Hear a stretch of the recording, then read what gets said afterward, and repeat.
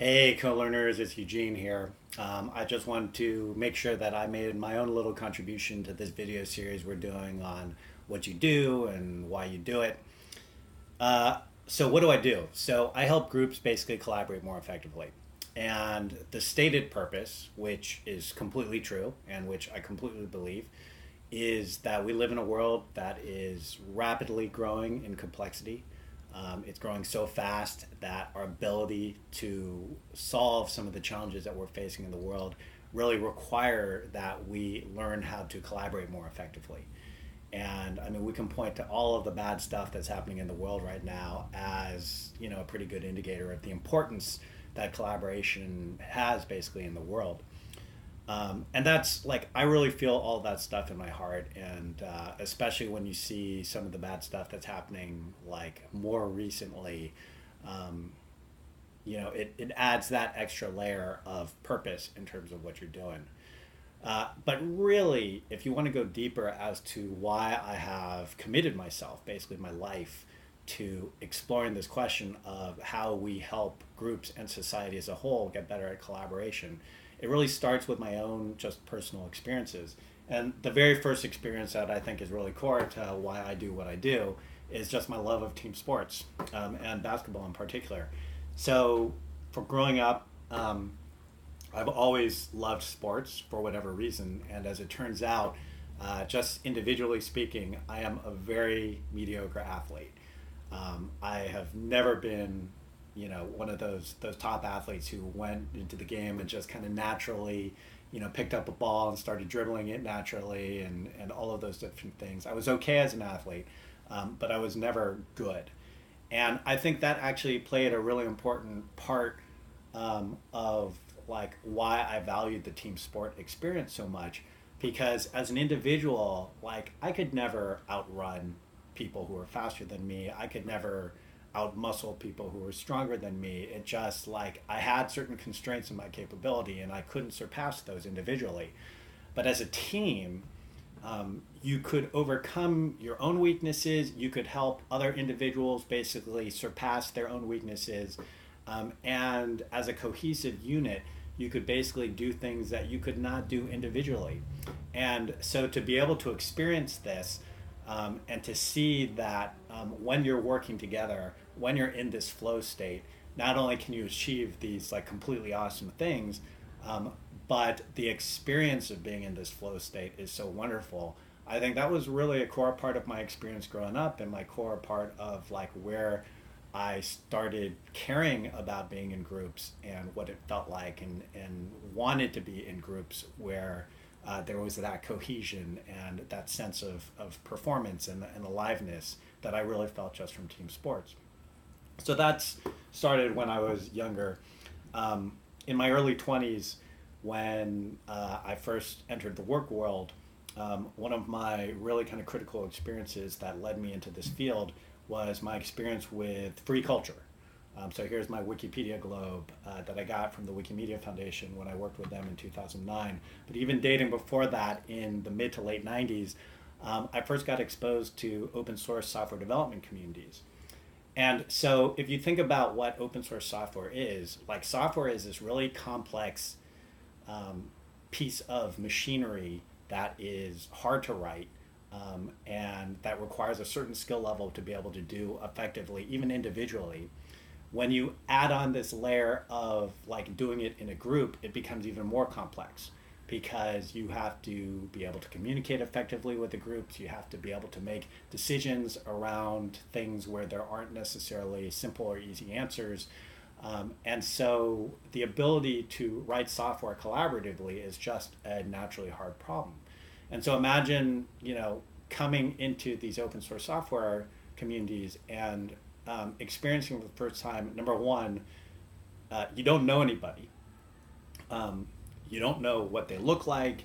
You don't know what their real names are. You don't know where in the world they are. I mean, it's sort of that whole joke about everyone's a dog on the internet. Like you don't even know if they're a real person.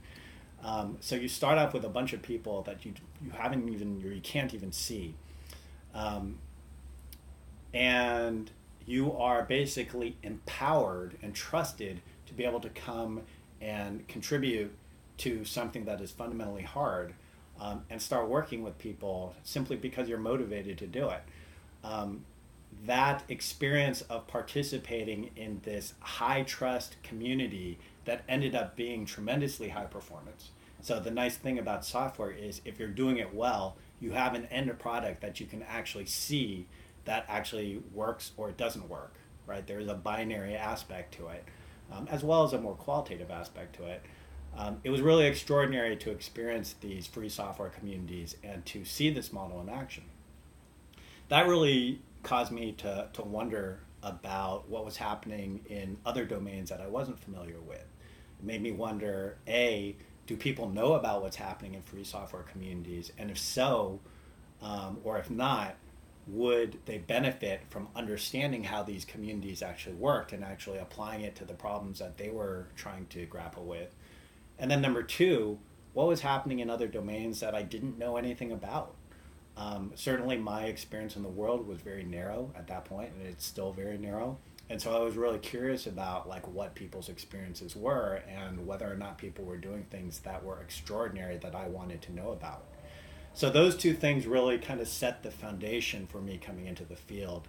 The kicker, the thing that really got me into this space and made it basically my life's passion and my professional passion, was my experience meeting and working with Doug Engelbart.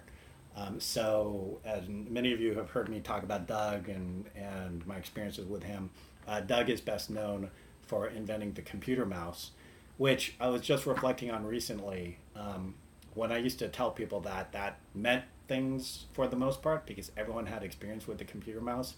And I was realizing like I don't even use a mouse anymore. So many people's first experiences with computers either are computers with trackpads or with iPads now or iPhones. And so even telling people that here's a guy who invented the mouse, like that's almost old technology now, which is kind of sobering. But back in the day, back in the early 2000s when I first met him, it was just kind of extraordinary to meet this guy who had created all of this technology. This is something else that he created, one of his lesser known inventions. It's a chording key set. It's a one-handed keyboard that's meant to be used with a mouse so that you could basically type and move the mouse around without ever having to lift up your hands. So Doug created all of these things in basically the 60s, some of which, as you can see from this technology, we still actually don't have. And he's basically well known now. He passed away about 4 years ago. But he's best known for the technology he invented. And really what I wish more people knew about him and the reason he impacted me so greatly was for his motivation.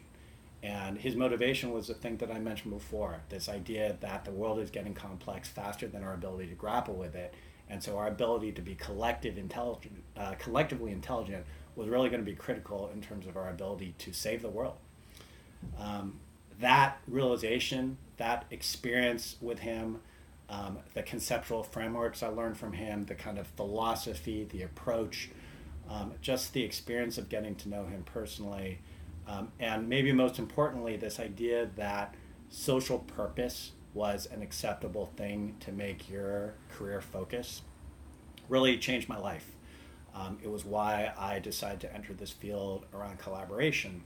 And I really fall back on these initial experiences that I described, both athletically and then with these free software communities or the free culture, which includes things like Wikipedia.